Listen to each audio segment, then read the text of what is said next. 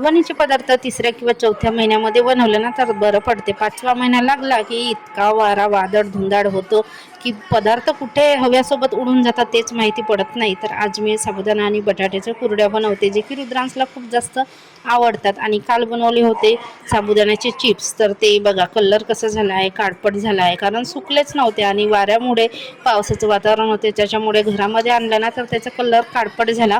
हे सगळं झाल्यानंतर बाजूवाल्या ताई तेंदूपत्ता म्हणजे टेंभुर्णीची पानं असतात ते तोडणीचा हंगाम आता चालू आहे आमच्याकडे.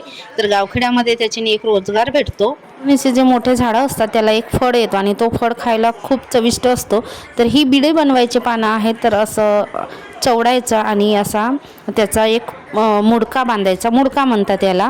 तर ते 75 पानाचा एक मुडका असतो, मोजून तर नाही भरत पण एक अंदाज असतो आपला, त्या अंदाजानुसार मुडका बांधायचा. आणि खूप वर्षानंतर मला ही संधी मिळाली, बाजूवाल्या ताईंनी पानं आणली तर थोडीशी मदत करू लागते.